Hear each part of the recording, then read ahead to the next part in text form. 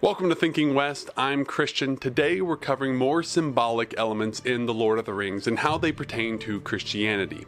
We've covered in part 1 the threefold office, and in part 2 we covered some of the secondary characters on the force of good. However, today we're going to be talking about some of the darker aspects of Middle-earth and how they connect to the Christian concepts of evil. Coming right up.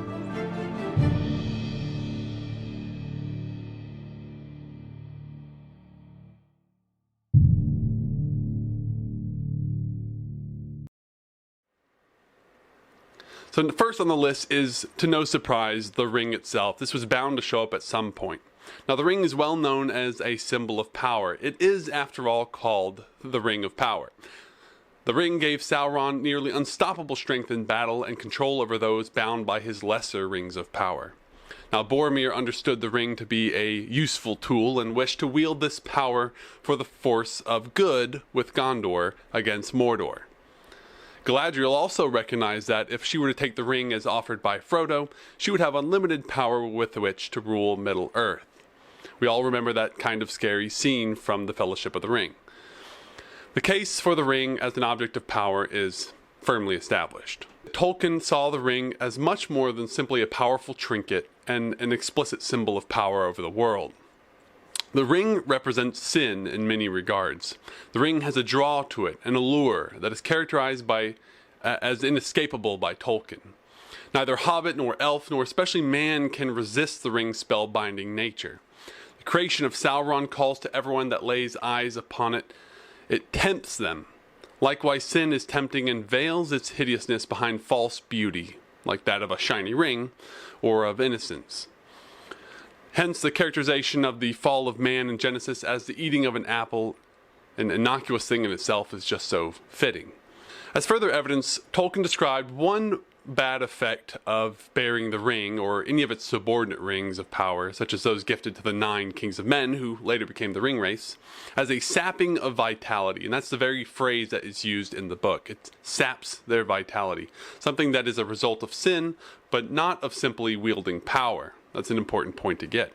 For example, I wouldn't describe Alexander the Great, the most powerful ruler of his time, as lacking vitality in any sense. On the contrary, his vitality likely only aided his power and abilities. The 9 ring wraiths began as mortal men, but because they had traded their loyalties for the 9 rings of power given to them by Sauron in deceit, they succumbed to his power and waned into the ethereal figures witnessed in The Lord of the Rings. Likewise, Gollum lived long through the possession of the ring, but only thinly. In fact, through Smeagol's transformation into Gollum, he developed many traits symbolic of emptying out the good in him, such as his aversion to sunlight and the creations of elves, like elven rope that they bound him with when Frodo and Sam were leading him, or rather he was leading them, toward Mordor. He even developed an alter ego reminiscent of the evil angel on the shoulder trope that engages in psychological battle with the good Smeagol.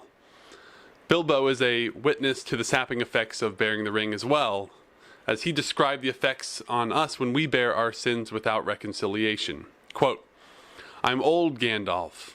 I know I don't look it, but I'm beginning to feel it in my heart. I feel thin, sort of stretched like butter scraped over too much bread." End quote. Now Frodo also is witness to the binding power of the ring, which represents sin, to its creator, Satan. Quote, "I am naked in the dark, Sam, and there is no veil between me and the wheel of fire." End quote. So there's no such shortage of quotes from Bilbo, Frodo, Gandalf, and others to further illustrate the ring as a representation of sin. Even Sam Gamgee, when bearing the ring for a short time, felt the ring beginning to corrupt his will. Now this was just after he had taken the ring from Frodo after the encounter with Shelob, and he was just borrowing it for a time. And even in this short time, he said this, quote, "As Sam stood there, even though the ring was not on him, but hanging by its chain around his neck, he felt himself enlarged, as if he were robed in a huge distorted shadow of himself. A vast and ominous threat halted upon the walls of Mordor. Already the ring tempted him, gnawing at his will and reason." End quote. So this demonstrates the corrupting power of the ring and of sin. Sin pretends to enlarge us, to make us greater, freer, more powerful than we are without it, or so we think. Was not the first sin this very desire to be like God? Finally, the ring is not destroyed by brute force. The destruction of the ring and of sin was not done by war, but rather by the impossible sacrifice made by Frodo and Sam, just as sin was defeated by the sacrifice of Christ.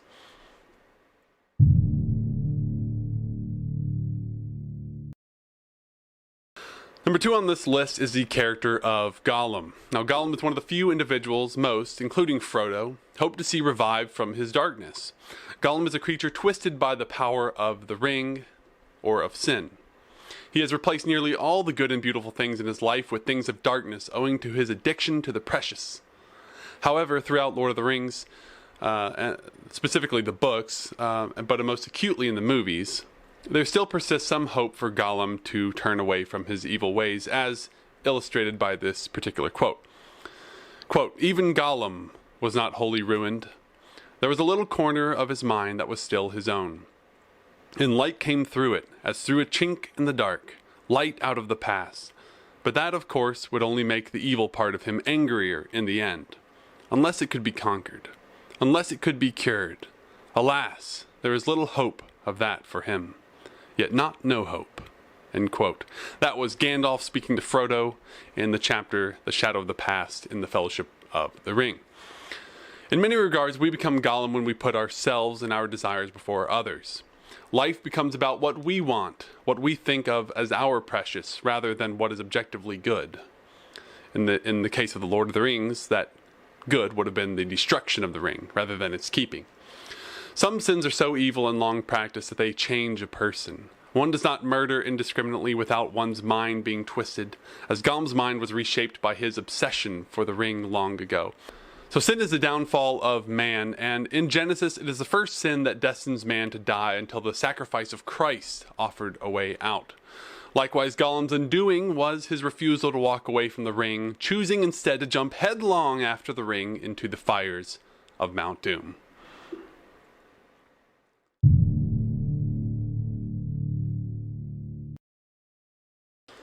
Moving down on our list today is number 3 with Sauron. We couldn't talk about evil without talking about Sauron, of course. He's the obvious villain of The Lord of the Rings, though in Tolkien's The Silmarillion, he is revealed as only a lieutenant of the supreme evil Melkor. Nonetheless, Sauron may be taken in his own right as a representation of Satan. As creator of the ring, Sauron tied his vitality with the fate of the ring, just as Satan's fate is tied to the fate of sin. Where sin is, there is Satan, and where there is no sin, there is no Satan. According to Christianity, all creation was good, and evil is understood as a lack of the good. Hence, the most evil characters in The Lord of the Rings also tend to be the most ethereal. In other words, they lack substance. They're usually kind of non-physical in some aspect. Now, Sauron is a supreme example of this, consisting of merely an all-seeing eye of Sauron. The immateriality of evil also has other implications, in that evil cannot create, only corrupt and pervert. Hence, orcs are not a unique creation of Sauron, but rather a twisting of ancient elves. In The Return of the King, Frodo responds to Sam's questioning of the mortality of the orcs in the following way. Quote, "The shadow that bred them can only mock. It cannot make, not real new things of its own. I don't think it gave life to the orcs. It only ruined them and twisted them. And if they are to live at all, they have to live like other living creatures." End quote. Tolkien's The Silmarillion makes the point more generally that evil, embodied by the evil's chief architect, Melkor, cannot create anything living specifically. Quote, "For the orcs had life and multiplied after the manner of the children of Iluvatar. And naught that had life of its own, nor the semblance of life, could ever Melkor make since his rebellion in the Ainulindale before the beginning, so say the wise." End quote. Hence, Tolkien's characterization of Sauron is one of someone consumed by evil from his self-inflicted enslavements to the ring, which is sin. Now, this drained him of his life initially gifted to him, and Sauron endeavored to make himself greater, but instead, in fact, effected his own downfall.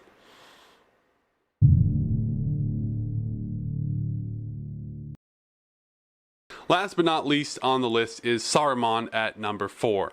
Now Saruman's story arc is very similar to that of Gollum's in many respects, as both begin as generally good characters, only to become corrupted later on and throughout their story. Saruman was for a long time the leader of the council that guided Gandalf and the other powerful leaders of Middle-earth. However, Saruman's insatiable desire for power actually led him to even usurp the power of Mordor, and this ultimately became his downfall. Now, though ignored by the movies due to some significant plot simplifications, Saruman was given a chance at reconciliation with the forces of good after the destruction of the ring. He didn't die there at the tower as happened in the movies. While Gandalf and the hobbits were returning northward toward the Shire, they came upon Saruman and his servant Wormtongue along the road. Gandalf informed Saruman of the mercy that would have been shown him if he had not fled from his tower, saying this, quote, "You know the answers," said Gandalf. "No and no. But in any case, the time of my labors now draws to an end. The king has taken on the burden. If you had waited at Orthanc, you would have seen him, and he would have shown you wisdom and mercy." End quote. Saruman responds with repugnance that he desires not the king, nor to be in his kingdom any longer. Galadriel then offers the final olive branch to the wretched wizard, to which he answers, quote, "If it be truly the last chance, I am glad," said Saruman, "for I shall be spared the trouble of refusing it again. All my hopes are ruined, but I would not share yours." End quote.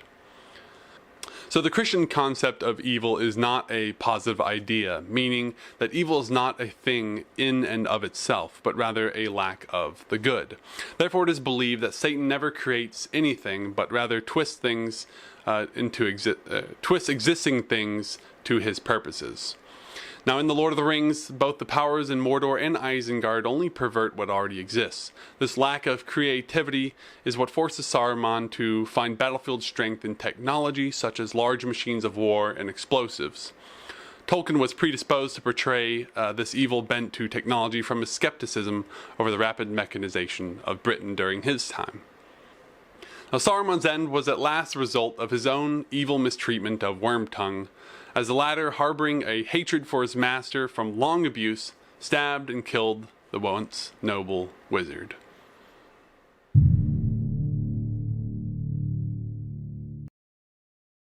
Now to wrap things up, the evil in Lord of the Rings takes on a particularly Christian flavor, mimicking several Christian concepts, including sin, Satan, unrepentance leading to self-destruction, and the idea that evil is a lack of the good. Now, as in Middle-earth, evil in the real world feels pervasive and unescapable. One's views on the concept of evil is often an indicator of his or her views on Christianity. In one case, the very existence of evil evidences a lack of God. In the second case, evil is the most real evidence of a moral structure ordered by something like a god. However, the first question to ask should be, well, what is evil in the first place? Tolkien and Christianity alike answer the same: a void of the good. And this thread runs throughout The Lord of the Rings and serves as a mold for all the evil in Middle-earth. Thanks for sticking with us until the end. If you enjoyed this video, subscribe, because my favorite part of this series covering various aspects of Middle-earth is coming up soon, so you don't want to miss that. And if you haven't seen part 1 and part 2, then go back and check those out. Now give this video a like to boost us in Sauron's algorithm, and please do tell me about the many other things that you see in The Lord of the Rings when you read the books or watched the movies that I've missed, or if you just disagree entirely on the whole subject matter. Nonetheless, until next time, read on.